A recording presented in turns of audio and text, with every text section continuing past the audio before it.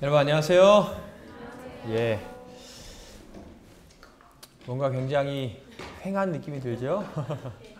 우리 어린이들과 어린이 교사들이 오늘부터는 작년 예배에 함께 참석해서 예배를 드리게 됐습니다. 하지만 여전히 이 자리에 단 한 명이라도 하나님을 예배하기 원하는 예배자가 있다면 저는 이 예배가 가치 있고 의미 있다고 생각됩니다. 우리 청년들과 학생들이 함께 더욱더 가치 있고 의미 있는 예배를 만들어가는 시간들이 되기를 간절히 바랍니다. 오늘 함께 나누기를 원하는 성경 본문 말씀 우리가 함께 읽었는데요. 마태복음 5장 5절의 말씀입니다. 자, 다시 한번 봉독해 보겠습니다. 온유한 자는 복이 있나니 그들이 땅을 기업으로 받을 것이며. 뭐 한 자는 복이 있다고요? 온유한 자. 예. 우리가 이미 잘 알고 있고 한 번쯤은 고민해 봤을 말씀이지만 우리가 이 말씀을 정말로 가볍고 쉽게 여겨서는 안 되는 너무도 중대한 이유가 한 가지 있습니다. 그 이유를 화이트 부인은 산상본 14페이지에서 너무도 짧고 간결한 말씀으로 그 이유를 이야기하는데요. 예수께서는 온유를 천국에 들어가는 첫째 조건으로 삼으신다 그랬어요. 다시요. 예수께서는 뭐를요? 온유를 어디에 들어가는? 천국에 들어가는 몇 번째 조건이요? 첫 번째 조건으로 삼으신다 그랬어요. 분명 우리가 화이트 부인의 영감성에 대해서는 아무런 의심이 없지만 그녀가 어떠한 관점으로 이러한 증언의 기록을 남겼는지는 사실 명확하지 않습니다. 이게 많은 그리스도인의 덕목 중에서 필요하다는 이야기인지 아니면 첫 번째의 덕목인지는 잘 모르겠어요. 왜냐하면 화이트 부인은 또 다른 기록 가운데에서 특별히 부지와 선지자 가운데에서 천국을 위한 첫 번째 조건이라는 똑같은 표현을 사용하며 또 다른 덕목을 언급합니다. 부지와 선지자에서 하나님께 순종하는 일은 천국 가는 첫 번째 조건이다. 이런 말씀을 하기도 했어요. 그렇기 때문에 오늘 온유라는 그 표현이 정말로 천국에 들어가는 첫 번째 조건일지 아니면 천국에 들어가기 위한 중요한 요건 중에 하나일지 그 순위를 우리가 어떻게 매길지는 못합니다. 하지만 이 증언의 말씀 가운데서 한 가지는 명확합니다. 오늘 우리가 온유한 자가 되지 못한다면 오늘 나의 삶 가운데에 온유라는 덕목을 갖고 있지 못하다면 천국은 절대로 우리의 것이 될 수 없다는 거예요. 여러분 천국 가기 원하세요? 그럼 뭐 한 사람이 돼야 돼요? 온유한 사람이 돼야 됩니다. 적어도 온유한 사람이 되는 일 없이 천국에 가는 사람은 단 한 명도 없다고 예수님께서는 말씀하고 계신 거예요. 예수께서는 천국 들어가는 첫 번째 조건으로 온유를 삼으신다. 오늘 말씀을 시작하며 먼저 자신 스스로 나는 온유를 이루었다고 생각하는 사람들은 그 온유를 잃지 않기 위해 더 많이 기도하게 되길 바랍니다. 그리고 아직 내가 온유에 있어서는 너무도 부족한 사람이라면 그 온유를 얻기 위하여 하나님께 더 매달리는 저와 여러분의 삶이 되기를 간절히 소원합니다. 근데 여러분 한 가지 질문을 드리기 원해요. 여러분은 여러분 스스로를 생각하면서 나는 온유한 자라라는 확신이 있으세요? 해볼까요 한번? 나는 그래도 뭐 그리스도인의 또 다른 덕목들은 좀 내가 부족할진 몰라도 온유라는 덕목은 내가 어느 정도 갖추고 있다라고 생각하는 사람 한번 손 들어보세요. 한 명도 없어요? 정말 한 명도 없는 겁니까? 아니면 들기 귀찮은 겁니까? 그럼 나는 온유가 정말 부족하다. 온유라는 덕목은 나와는 거리가 멀다라고 생각하는 사람 손 들어보세요. 그래도 뭐 거의 들었는데 안 든 사람은 뭐예요? 중간이에요? 예. 제가 이 질문을 드리는 이유가 있어요. 여러분 나는 온유하지 못하다라고 생각되는 사람은 왜 내가 온유하지 못하다고 생각하세요? 온유가 뭐길래? 왜 여러분 온유하지 못합니까? 온유가 뭐길래요? 뭐가 온유한 거예요? 온유 이러면 무슨 생각이 좀 듭니까? 하나씩 온유 이러면 뭔 생각이 좀 들어요? 유하고. 에? 유하. 이게 온유에. 그게 온유죠. 또 다른 생각이 있어요. 온유. 온유라는 표현의 한자 표현을 보면 온자가 무슨 온자예요? 따뜻할, 유자는 부드럽다. 그러니까 따뜻하고 뭐 한 거예요? 부드러운 거예요. 여러분 제가 따뜻하고 부드러워 보여요? 그러지 않아요? 예. 너무 빨리 대답했어요. 한자로 분명히 온유는 따뜻하고 부드러움에 대한 이야기예요. 예. 오늘 어떤 사람은 정말 따뜻하고 부드러울 수 있습니다. 그렇죠? 그리고 우리 한자의 표현이 아니라 정서상의 의미로는 사람이 따뜻하고 부드러워서 화낼 때도 잘 뭐내지 않고 화내지 않고 늘 친절하고 늘 누구에게나 상냥하고 늘 다른 불쌍한 사람을 보면 마음이 뭔가 이렇게 자꾸 도와주고 싶은 마음이 들고 그러한 것을 우리는 정서상의 온유의 의미라고 이야기합니다. 화내지 않고 참을성 있고 친절하고 상냥한 사람이요. 그럼 정말 그리스도께서는 그 온유함을 이야기하는 걸까요? 제가 봤을 땐 적어도 오늘 이 자리에 앉아있는 사람들 중에서는 화를 그렇게 잘 낼 것 같은 사람은 없어요. 네, 한 2명 빼고요. 지금 이쪽을 봤더니 2명 정도가 보이는데 2명 빼고는 그렇게 화를 잘 낼 것 같은 사람은 별로 없어요. 그럼 우리는 다 정서상으로는 이미 뭐 한 거예요? 온유한 거예요. 예수님께서 그 온유를 이야기하신 걸까요? 과연? 그럼 예수님이 이야기하신 온유는 뭘까요? 구약 성경의 기록 가운데에 올바른 온유함의 개념을 잘 알게 해주는 너무도 중요한 성경절 하나가 있습니다. 그게 민수기 12장이에요. 우리 함께 펴볼까요? 민수기 12장.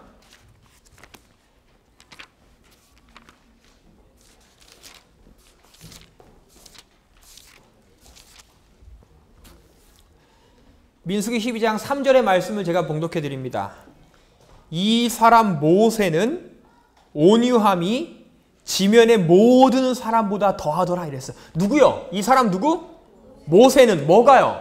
온유함이 지면의 모든 사람보다 더하더라 했어요. 적어도 성경의 말이 사실이기 때문에 그 당시에 존재했던 사람들 가운데 모세보다 더 온유했던 사람은 없습니다. 성경은 꼭 집어서 그 사실을 이야기해요. 모세는 지면의 모든 사람보다 온유함이 더하더라 이랬어요. 근데 전 궁금한 건 이 상황이 어떤 상황이길래 성경은 모세의 온유함에 대하여 이야기하고 있냐는 거예요. 무슨 상황이길래요? 어떤 배경이길래 왜 갑자기 모세의 온유함에 대해 이야기하냐는 거예요. 여러분 그 앞절의 내용을 좀 봅시다. 12장 1절 모세가 구스 여자를 취하였더니 그 구스 여자를 취하였으므로 미리암과 아론이 모세를 비방하니라 이랬어요. 2절 그들이 이르되 여호와께서 모세와만 말씀하셨느냐 우리와도 말씀하지 아니하셨느냐 하며 여호와께서 이 말을 들으셨더라. 여러분 우리는 이 상황에 대한 내용과 모세의 감정을 좀 이해할 필요가 있습니다. 미리암과 아론이 모세를 비방한 내용은 모세가 구스 여자를 자신의 아내로 취하였다는 거예요. 어디 여자를요? 구스 여자.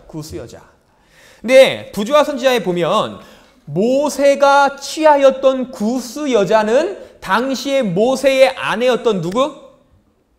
여러분 모세의 아내의 이름을 알아요? 십보라.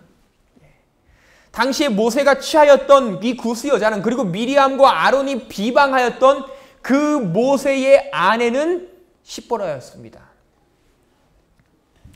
미리암과 아론은 자신의 마음속의 질투, 왜 하나님께서는 모세와만 말씀하시냐? 우리와는 왜 말씀하시지 않냐라는 그 질투심으로 이미 시간적으로는 40년이 훨씬 더 흘렀을 만한 이야기를 끄집어내서 이야기하는 거예요.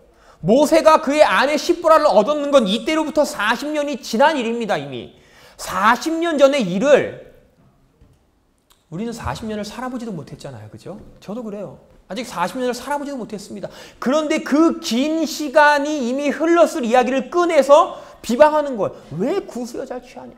왜? 그리고 더 직접적으로 왜 신앙하지 않는, 왜 히브리 혈통이 따라 혼인하지 않고 이반의 혈통을 따랐고 왜 신앙하지 않는 그 여자를 아내로 삼았냐? 그 얘기를 하는 거예요. 근데 여러분 그들이 분명 놓치고 있는 게 있었습니다. 먼저 십보라는 일반적인 이방 여인과는 다르게 참 하나님을 경배하는 분명한 신앙인이었어요. 십보라는 이방 여인들과는 다르게 정말로 하나님을 열심히 경배하는 참 신앙인이었습니다. 미리암과 아론은 틀렸어요. 두 번째로 미리암과 아론이 그 구스 여자에 대하여 지적한 이유는 혈통이 이방 혈통이란 이유 때문이었는데, 영감의 글을 잘 보면 그녀가 히브리 혈통을 따르지 않은 것도 아니에요. 화이트부인은 십보라가 아브라함의 후손이었다고 명확하게 이야기합니다. 물론 그녀가 살고 있는 지역은 시간이 많이 흘렀기 때문에 이스라엘 백성들과 거리가 떨어져서 살 수밖에 없었지만 십보라는 분명히 아브라함의 혈통이었다고 화이트부인은 기록해요. 그렇기 때문에 적어도 미리암과 아론이 비방하는 내용은 잘못된 내용입니다. 잘못된 정보를 가지고 비방하고 있어요. 미리암은 이방 여인처럼 우상을 숭배하는 여인도 아니었고 혈통적으로도 아브라함의 후손이었어요. 그녀와 결혼해도 아무런 문제가 없는 그러한 여인을 모세는 아내로 얻었습니다. 그리고 모세의 입장에서는 얼마나 화가 났을까요? 개인적인 감정으로는 잘 알지도 못하면서 사실도 아닌 이야기를 가지고 이미 40년이나 흐른 이야기를 가지고 질투심 때문에 그거를 꼬집어 이야기하는 그 미리암과 아론에 대하여 얼마나 마음속에 화가 났을까요? 분노. 저 같으면 당장에 가서 따졌을 거예요. 너네 알지도 못한다. 이게 뭐냐? 근데 모세는 화내지 않았어요. 이게 온유죠? 화내지 않는 거. 화낼 때 화내지 않는 게 이게 온유죠. 그런데 사실 모세는 그 온유를 가지고 있던 사람이 아니었어요. 모세가 화를 참는 것, 더 이유가 중요합니다. 모세가 왜 분노하지 않았는지를 한 성경 지석에서 이렇게 기록하는데요. 모세가 온유했다는 말은 자신을 비방하는 소리에 대항치 않고 묵묵히 참으며 하나님의 뜻을 기다렸다는 의미로 받아들일 수 있다 이랬어요. 다시요. 자신을 대항하는 소리에 묵묵히 참는 것뿐 아니라 뭐를 기다려요? 하나님의 뜻. 자신이 분노한 상황, 자신의 억울한 상황, 자신의 속상한 상황을 자신 스스로 뭔가 해결하려 드는 것이 아니라 누구의 역사하심을 기다려요? 하나님. 나의 억울함을 내가 풀지 않아도 누가 풀어주실 거다? 하나님이 풀어주실 거다. 나의 속상함을, 나의 안타까움을 내가 직접적으로 풀지 않아도 분명히 나의 모든 것을 알고 계신 누가요? 하나님이 풀어주실 거다. 그 믿음을 갖는 게 온유함이라는 거예요. 여러분, 온유함은 뭔가 성품적으로 잘 화를 억누르고 참는 사람이 온유한 사람이 아니라 하나님에 대한 믿음을 가지고 있는 사람이 온유한 사람입니다. 우리 함께 성경절 하나 더 찾아볼까요? 함께 찾아보겠습니다. 시편이에요. 시편 37편. 시편 37편. 시편 37편 11절입니다. 시편 37편 11절. 그러나 온유한 자들은 땅을 차지하며 풍성한 화평으로 즐거워하리로다 이랬어요. 예수님께서 말씀하신 산상본에도 온유한 자는 복이 있나니 그들이 뭐를 기업으로 받는다? 땅을. 여기 똑같아요. 온유한 자들은 땅을 차지하며 이랬어요. 근데 여러분, 여기에 더 중요한 한 표현이 있습니다. 그 윗부분에 9절로 가볼까요? 진실로 악을 행하는 자들은 끊어질 것이나 여호와를 소망하는 자들은 뭐를 차지하리로다? 땅을 차지하리로다. 잘 보세요. 11절에서 온유한 자는 땅을 차지할 것이라고 얘기하면서 그 9절에서는 똑같이 온유한 자가 받는 상급인 땅을 차지한다고 이야기하면서 온유한 자라고 이야기하지 않아요. 뭐라고 이야기했어요? 거기는? 여호와를 소망하는 자 이랬어. 그러니까 온유함은 뭐와 똑같은 말이라는 거예요? 여호와를 소망함과 똑같은 말이라는 거예요. 온유함의 핵심적인 의미는 성품적으로 부드러운 게 아니에요. 화를 잘 참는 게 아니에요. 화를 잘 참는 게 온유함이면, 그리고 그게 천국에 가는 첫 번째 조건이라면 이 땅에 천국에 갈 사람이 정말 많습니다. 화 잘 참는 사람이 얼마나 많아요? 그게 아니에요. 온유함의 핵심은 여호와를 소망하는 자. 오늘 하나님이 나의 삶의 억울함을 풀어주시고 나의 삶의 불편함을 해결해 주시고 나의 삶의 고난과 시련을 이기게 해주실 것이라는 걸 소망하는 자. 미국에서 아르바이트 할 때 식당에서 이렇게 아르바이트해서 제가 과일을 썰고 뭐 많이 썰고 있었어요.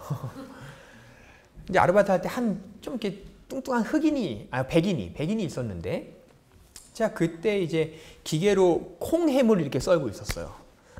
이게 저에게 대뜸 오더니 콩햄을 하나 들더니 너무 두껍다는 거예요. 이렇게밖에 못 써내요. 제가 굉장히 기분이 나빴습니다. 그 시간이 뭐 하루 이틀 흘러서 제가 또 이제 양파를 썰고 있었거든요. 근데 그 사람이 또 와요. 양파 하나 들더니 양파 모양이 다 서로 다르냐는 거예요. 뭐 본인이 쓰던지. 근데 그 사람이 정말 그러한 걸로 악명이 높은 사람이었어요. 괜히 가서 뭔가 이렇게 좀 위에 있는 위치였는데 괜히 가서 트집 잡고 괜히 사람 기분 나쁘게 하고 얼마나 속상해요. 이거 제 마음속에 그 일이 3번, 4번 반복되니까 이 사람에게 가서 한마디 해야겠다. 진짜 참을 수 없다. 그래서 한마디 막 하려고 마음속에 준비를 하고 있는데 먼저 저의 아이들과 저의 와이프의 얼굴이 생각났어요. 제가 이 직장을 잃으면 당장 우리의 먹고 사는 일이. 그리고 또 말하려고 했더니 영어가 잘 안 돼요. 한국말로 할 수도 없고. 그래서 제가 딱 그 즈음에 들었던 설교의 내용이 이거랑 굉장히 비슷했어요. 하나님이 들어주신다. 그러니까 제가 참았습니다. 참았어요. 뭐 그 뒤로 그런 일이 한두 번 더 있었는데 그냥 제가 참았어요. 알겠다고 이야기하고. 근데 언젠가부터 시간이 흘러서 그 사람이 식당에 보이지 않아요. 그래서 이제 집에 아파트에 하루는 있었는데 히터가 고장나서 히터를 고치기 위해서 이렇게 집 수리하는 사람들에게 연락을 했더니 누가 수리하러 왔냐면 그 사람이 수리하러 왔어요. 뚱뚱한 사람이. 알고 보니까 그 식당에서 그러한 일들로 인해서 이렇게 잘렸어요. 그리고 학교 아파트 수리하는 집으로 이렇게 옮기게 됐습니다.